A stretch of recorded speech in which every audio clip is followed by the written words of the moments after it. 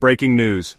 Trump declares war on Panama. Hold on to your hats, folks, because things just got weird, even for 2025. Donald J. Trump, former reality TV star and tweeter-in-chief, has decided that the Panama Canal is actually, wait for it, under Chinese control. Yep, you heard that right. Apparently, while the rest of us were busy trying to survive a global pandemic and the collapse of democracy, China snuck in and stole a 50-mile-long waterway. Now you might be thinking, dip blab, you lovable scamp, isn't that a tad far-fetched even for Trump? And to that I say, hold my beer and pass the popcorn. Because Trump, in his infinite wisdom, and by wisdom I mean the opposite of that, took to his favorite platform, you know which, to declare that America must take back what is rightfully ours. His evidence? Well, besides the voices in his head, he seems to be operating under the delusion that because America was involved in the canal's construction over a century ago, we have some sort of eternal claim to it. It's like saying you own your neighbor's house because you helped them build a fence in 1903. Logic. Thy name is not Donald. So buckle up, buttercups, because we're about to dive headfirst into the ridiculousness that is Trump's latest attempt to rewrite history and claim ownership of something that was never his to begin with. Now let's take a gander at the evidence Trump presented to support his outlandish claim. Brace yourselves because it's about to get dumber than a bag of hammers in a spelling bee. Yes, you read that correctly. His main source seems to be that China is charging us a fortune to use the canal. Apparently no one informed the former president that, using things often comes with a fee. It's like going to a restaurant, ordering every steak on the menu, and then refusing to pay because you invented the concept of grilling. But wait, there's more. Trump also seems to have stumbled upon the historical fact that the US was involved in the canal's construction back in the early 1900s. Now, I'm no historian, but I'm pretty sure building something over a century ago doesn't give you perpetual ownership. Otherwise, the British would still be running the show in half the world, and we wouldn't have to deal with Piers Morgan anymore. A man can dream, can't he? Meanwhile, down in Panama, the reaction to Trump's delusional ramblings has been a mixture of amusement and exasperation. Panamanian President José Raúl Mulino Quintero, a man who undoubtedly has more important things to worry about like, actually running a country, was forced to address Trump's nonsense. With all due respect, Mr. Trump, that's crazy, President Mulino stated in a televised address, managing to maintain a level of diplomacy that Trump himself could never achieve. The Panama Canal belongs to Panama.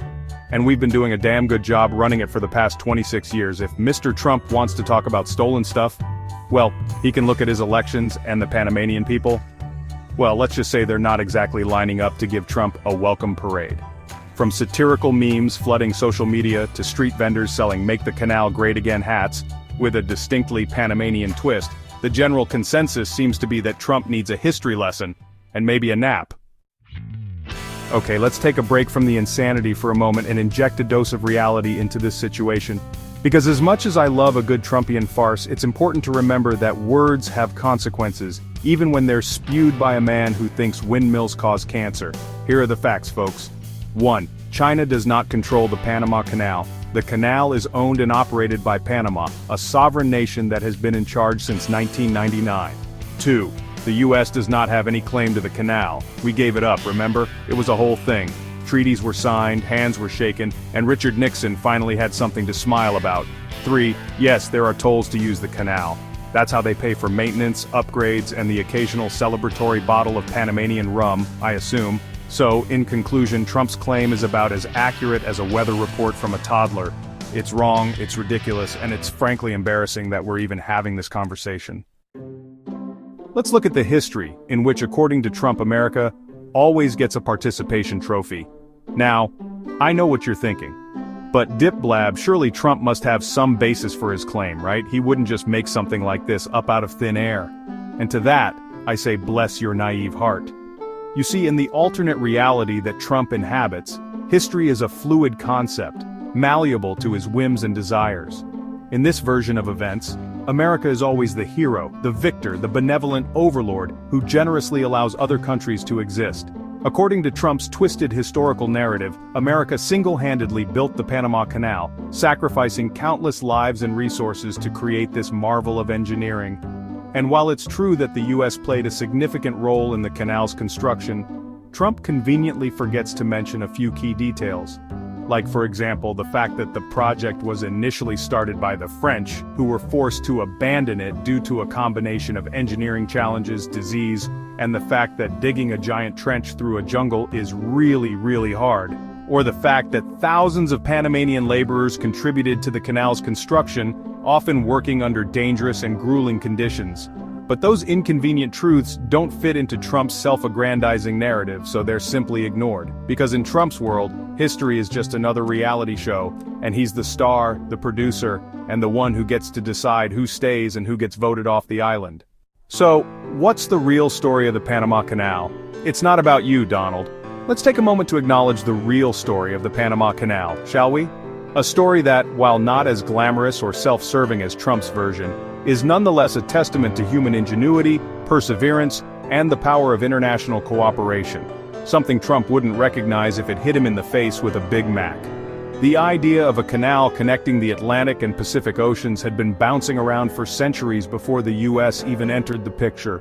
The French, ever the romantics, took the first stab at it in the 1880s, but their efforts were ultimately doomed by a combination of factors, including malaria, yellow fever, and the fact that digging a giant trench through a jungle is really hard. Did I mention that already? Enter the United States, eager to flex its imperial muscles and secure a strategic advantage in the region. Under the leadership of President Theodore Roosevelt, a man who, despite his flaws, at least understood the concept of diplomacy, the US took over the project in 1904, and yes, the US poured significant resources and manpower into completing the canal, overcoming immense engineering challenges and battling tropical diseases along the way. But it's crucial to remember that this was not some act of altruism on America's part. The canal was from the outset a strategic asset, a way to project American power and influence around the globe. Let's take a look at Panama's triumph, from a tiny country to global trade powerhouse. Now let's fast forward a bit, shall we? After decades of operating the canal under a treaty that was about as fair as a game of Monopoly with Donald Trump, Panama finally regained control of its most valuable asset in 1999.